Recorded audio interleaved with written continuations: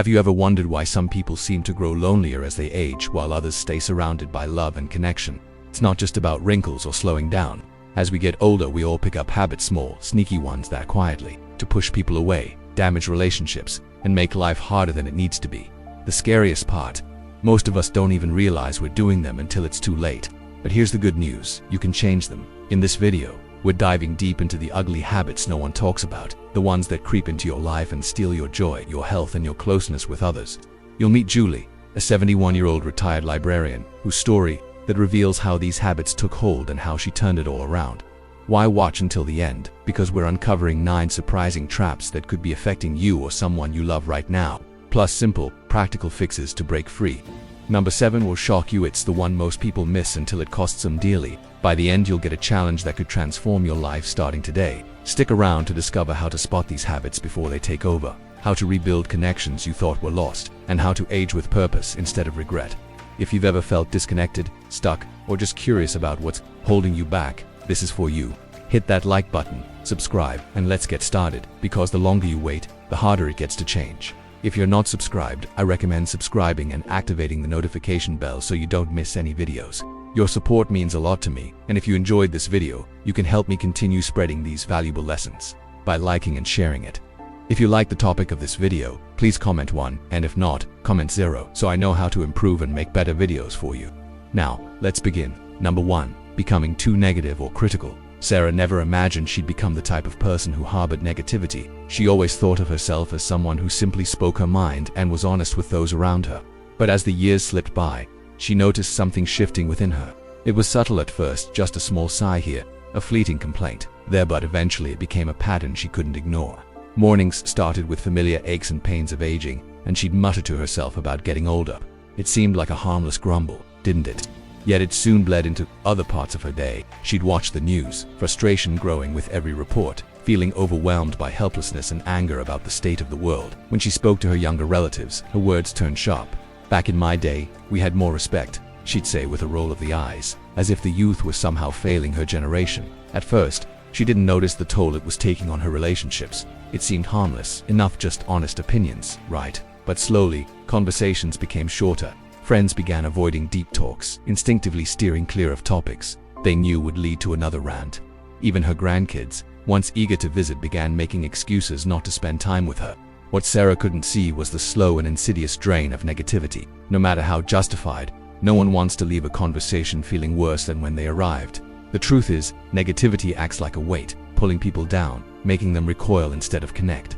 The reality is, it's easy to slip into a cycle of criticism, and without awareness, it can quietly sabotage your relationships and your happiness. But recognizing this is the first step toward change. Life can feel overwhelming as the world changes around us, especially when things don't always make sense or feel comfortable. Our bodies don't function the way they used to, and things that were once second nature, like shopping, driving, or even using a smartphone, can suddenly become sources of frustration.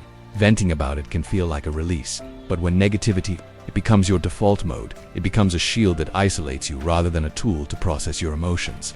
So how do you shift this energy? Try starting your conversations with something positive instead of leading with complaints. Consider beginning with gratitude. "I woke up feeling good today," or "the sunset was so beautiful last night," and make that part of your daily reflections. Positive energy has a way of spreading. It's magnetic. People are drawn to those who uplift them rather than weigh them down.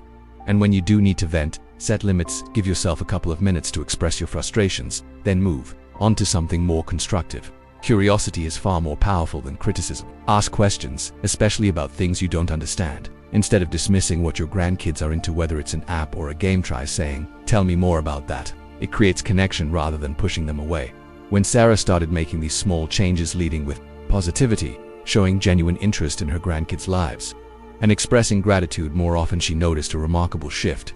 Conversations lasted longer, people began to open up again, and slowly, the warmth of connection that had been missing came rushing back. What she learned, painfully at first, was that the energy you put into the world is the energy you receive. If you want connection, you have to give it. It starts with how you speak, how you show up in the world, and the way you choose to see it. Number 2, ignoring personal hygiene and appearance. There was a time when Sarah loved to dress up. She took pride in her appearance, always choosing the perfect outfit, applying her makeup just so. and ensuring her hair was styled perfectly before leaving the house. She had a collection of beautiful clothes, blouses in every color, and a signature scent she wore with confidence. But as the years went by, something began to change. It started with small things, skipping hair appointments or opting for comfortable, baggy clothes instead of the stylish outfits she used to wear. She began to ask herself, why bother? I'm not trying to impress anyone anymore.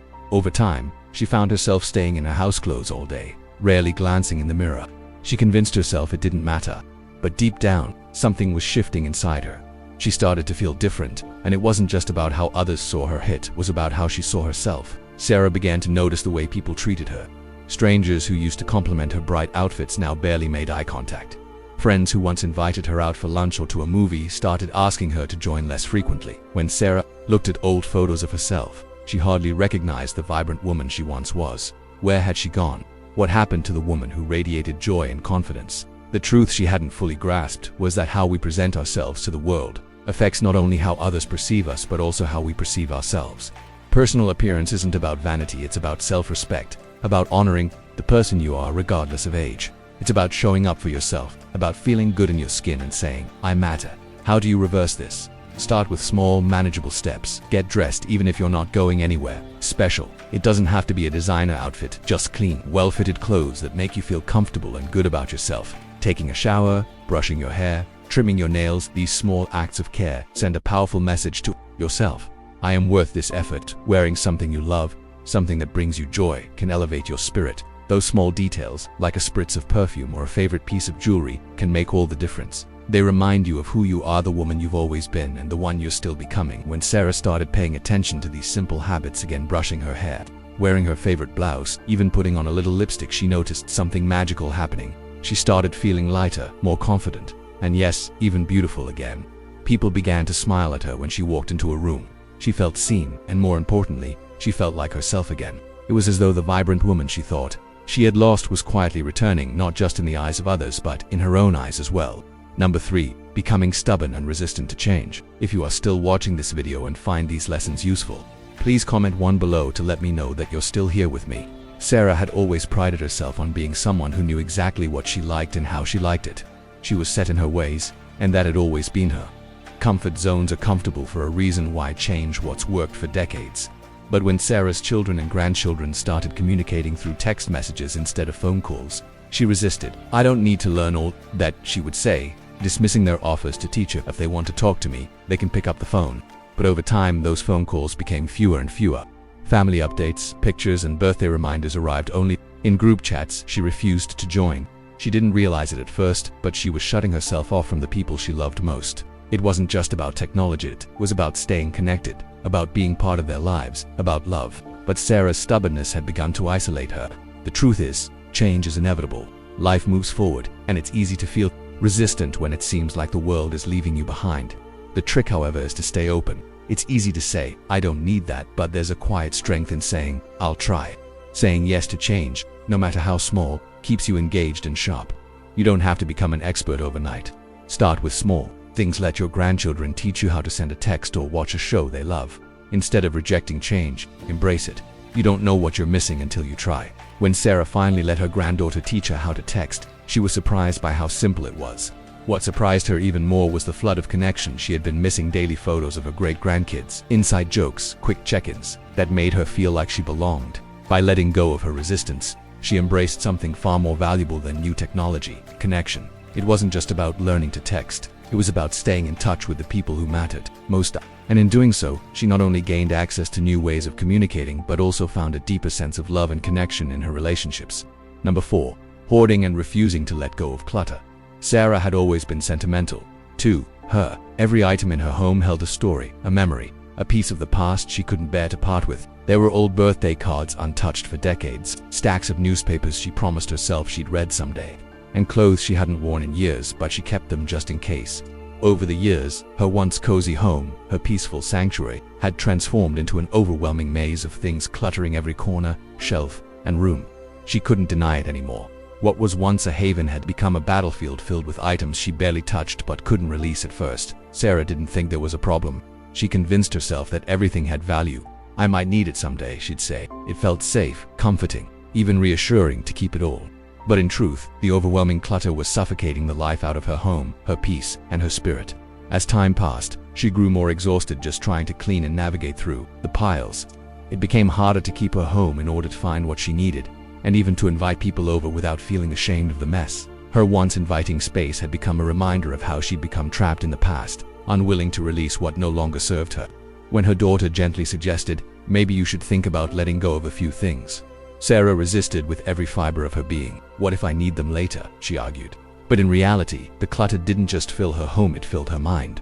The stress of holding on to so much weighed on her, blocking the joy of the present and clouding her peace of mind. It wasn't just about things, it was about the emotional baggage she'd accumulated along with them. Letting go is never easy, especially when it feels like a piece of your heart is tied to each object. But here's the truth. Holding on to too much, whether material possessions or emotional baggage, creates a sense of being stuck in the past, unable to move forward, unable to embrace the present. It's a silent thief that robs you of clarity and peace. Sarah finally realized that to feel truly free, she had to let go. Breaking free from clutter doesn't happen all at once. It requires patience, kindness toward yourself, and the courage to face the truth that you don't need everything you've been holding on to. How do you begin to break free from this overwhelming mess? Start small. Tackle one drawer, one shelf, or one box at a time. The thought of decluttering everything at once can feel insurmountable, but breaking it down into manageable chunks makes it bearable. Ask yourself, do I use this? Does it bring me joy? If the answer is no, then it's time to say goodbye. Donate items that can be useful to someone else. Recycle what's no longer useful, or pass on meaningful things to family members who will cherish them. Turn decluttering into a habit, a simple everyday practice. Set a small goal. Get rid of one item each day. This small but consistent action can lead to profound transformation over time. And let's not forget the practical side. Clutter doesn't just create mental stress, it can also be dangerous, increasing the risk of falls, accidents, and injuries. A home isn't just a place to live, it should be a place where you feel safe, at ease, and at peace. When Sarah finally took the plunge and decluttered, something magical happened. The weight lifted from her shoulders, and the transformation wasn't just physical. She donated clothes she hadn't worn in years, recycled old magazines, gathering dust, and organized her living space in a way that made it easier to find what truly mattered. And you know what? For the first time in years, Sarah felt peace in her home. It wasn't just cleaner, it was lighter, brighter, and more welcoming. She felt a new sense of freedom, a freedom that came from releasing the past and embracing the present. Most importantly, she found herself excited to invite friends over again, something she hadn't felt in so long. Number 5. Losing patience with others too quickly. Sarah had never thought of herself as an impatient person.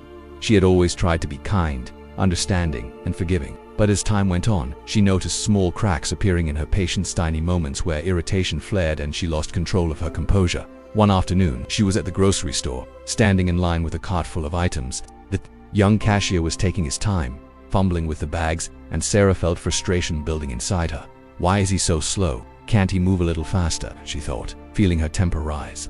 The words escaped her lips before she could stop them. Come on, can you hurry up? The moment she said it, she saw the cashier's face fall. He looked down, his hands trembling slightly as he tried to finish his task. That's when it hit her. This young man was new, nervous, and doing his best. And here she was, snapping at him as if he were the cause of her stress. Immediately, a pang of guilt washed over her. Was she becoming the very person she used to dislike? The one quick to judge, quick to snap, and slow to show grace. The realization hit hard. As we grow older, it's easy to lose patience with others. Life moves at a different pace, and it's frustrating when the world around us doesn't move as quickly as we would like. But here's the truth. Impatience doesn't just make life harder for others, it makes it harder for us, too. It raises our stress levels, clouds our judgment, and poisons our interactions with the people we encounter. So how do we learn to stay patient, to stay kind, especially when life feels like it's moving too slowly? The first step is simple. Pause before reacting. When irritation creeps in, take a deep breath. Ask yourself, is this worth getting upset over? Remind yourself that the slow driver might be someone's grandfather, and the cashier fumbling with the bags could be a student, just trying to do their best. A little patience goes a long way. The next time you feel frustration bubbling up, try shifting your perspective. Instead of snapping, offer a smile, a kind word, or a simple take your time. Sarah did this the next time she saw the same young cashier. She smiled, complimented him on his efforts, and told him he was doing a great job. His face lit up, and in that moment, Sarah realized just how powerful kindness can be. It doesn't take much to make someone's day or ease their burden. Patience, after all, isn't just a gift to others, it's a gift to ourselves. Choosing patience over frustration leads to less stress, better interactions, and a more peaceful heart. Number 6. Over-talking and not listening. Sarah had always loved to talk. She had a wealth of stories to share, advice to give, and memories to relive. Over the years, she had become known as the storyteller in the family. But there was one problem: she didn't realize how often she dominated the conversations. One day, her daughter, who had been calling less and less, finally opened up. "I love talking to you, Mom," she said softly, "but sometimes I don't feel heard." Sarah was stunned. How had she not seen it? Her daughter continued, "It feels like our calls are all about you, and I never get to share what's on my mind." Sarah realized that every time they spoke, she would jump in with her own experiences, stories, and advice without even pausing to listen. The truth was, Sarah had become so focused on sharing her wisdom that she forgot to give her daughter the space to speak, to be heard. She had been talking but not really listening. As we age, it's easy to fall into the trap of thinking we have all the answers. We want to share our life's lessons, to impart the wisdom we've accumulated over the years, but if we don't take the time to listen to truly hear our loved ones, we risk pushing them away. Sarah had to face the reality that in her desire to share, she had unintentionally isolated herself from the people she loved most. The key to better conversations is balance. Don't just talk, listen. If you've been speaking for a while, pause and ask, "What about you? How have things been for you?" Make a conscious effort to show genuine interest in what the other person is saying. Resist the urge to interrupt even if you have a great story to tell. Give the other person the space to speak. Ask open-ended questions that invite real conversation. Instead of simply asking, "How are you?" try asking, "What's something exciting that happened this week?" The next time Sarah talked to her daughter, she made a conscious effort to listen. She asked more questions, gave her daughter the floor, and only offered advice when it was truly needed. The results were nothing short of amazing. Their conversations became longer, warmer, and more meaningful. Sarah learned that the best conversations aren't about talking more, they're about listening better. And in that simple act of listening, she rediscovered the beauty of connection. They laughed together. They bonded over something as simple as a video game strategy, something Sarah once brushed off as unimportant. But what she came to realize was this: the content didn't matter as much as the connection. By letting go of the need to correct or compare, Sarah opened a door that had been quietly closing. She stepped into Noah's world not to fix it or judge it, but simply to be part of it. And that changed everything. Because the truth is, the quickest way to lose the younger generation is to belittle their experience. When we talk down, we talk past them. But when we show interest, we create space for real, lasting connection.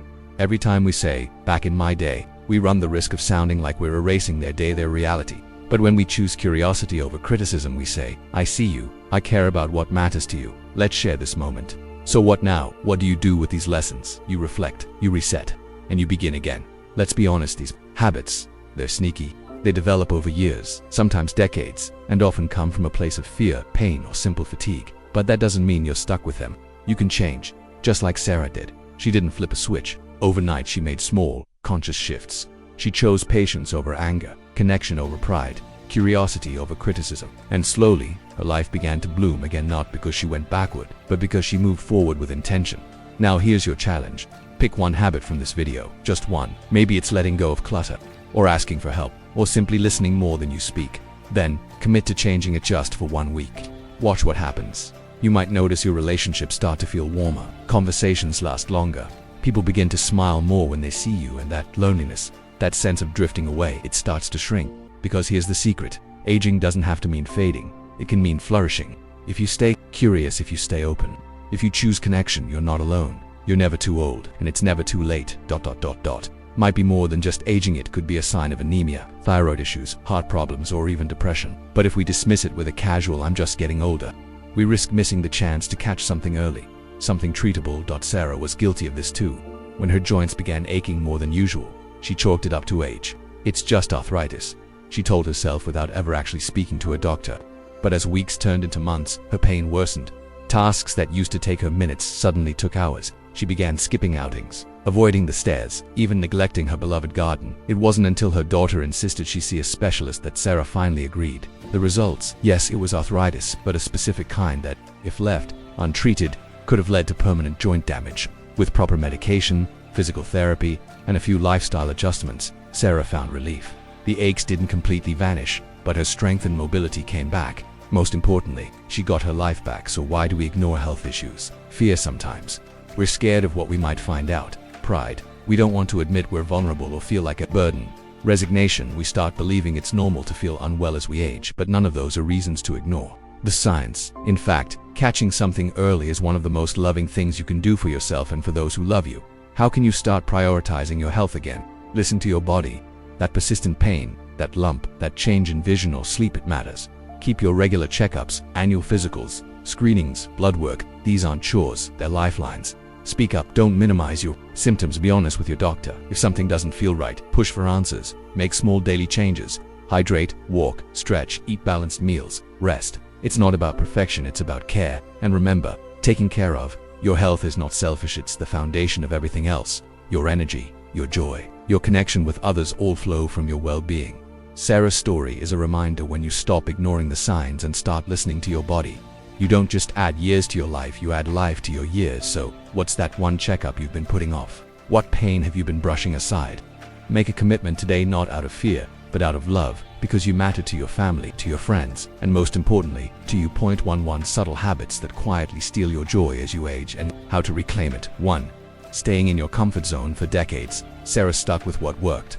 She preferred phone calls over text, resisted new technology, and dismissed her family's offers to teach her how to text. If they want to talk to me, they can pick up the phone, she'd say, but gradually, the phone calls stopped.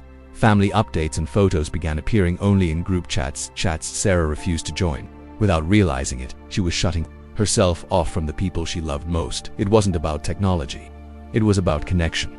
When Sarah finally let her granddaughter teach her to text, she was surprised by how simple it was, but even more surprised by how connected she began to feel. Quick check-ins, photos, jokes, daily life.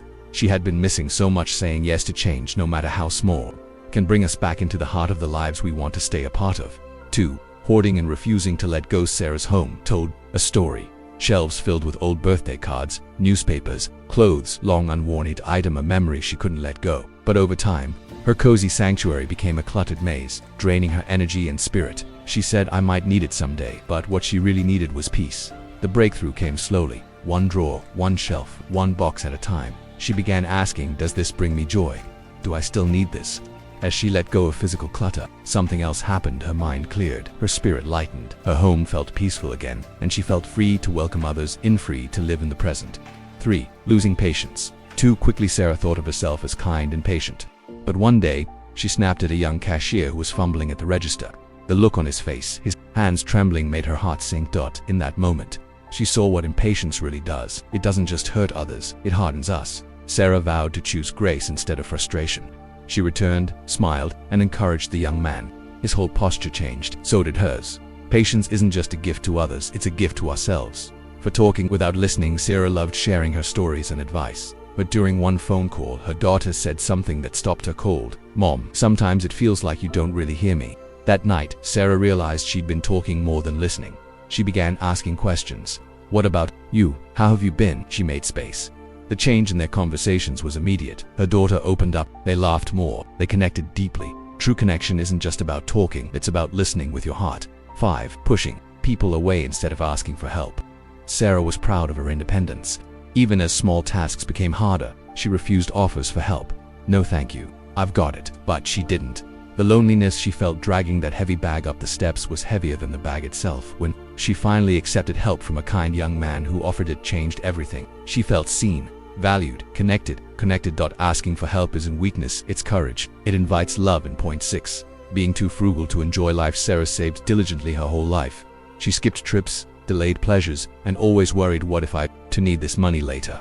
But then her friend invited her on a weekend getaway. Sarah hesitated. Then she said yes. That weekend brought more laughter and joy than she'd felt in years. The sunsets, the shared meals, the memories, they reminded her what all the saving was for. Life is for living.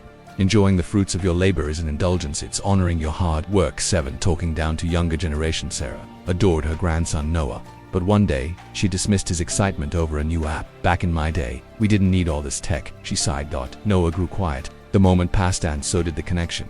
Later, Sarah realized her words had shut a door. The next time Noah visited, she said, "That sounds interesting. Show me how it works." And just like that, they bonded through his world, not hers. Respect builds bridges. Curiosity opens doors. 8. Holding on to grudges and regrets. Grudges are heavy. They steal joy and cloud the present. Sarah carried some for years, quiet hurts, old regrets. Then one day, she sat down with a sheet of paper. She wrote it all out. The anger, the disappointment, the pain, and she let it go. Forgiveness isn't about others, it's about freedom. It's not weakness, it's peace. 9. Ignoring health problems, it's fatigue, aches. Sarah ignored the Melantilla 4. Sent her to the ER. It was a wake-up call. She started drinking more water, moving more, seeing her doctor regularly. Slowly, she felt stronger, in control again. Don't wait until it's too late. Listen to your body. Preventive care is self-love in action. 10. Forgetting how to have fun. Sarah's days had grown predictable, safe. But when her friend Emily invited her over for a movie night, she said yes.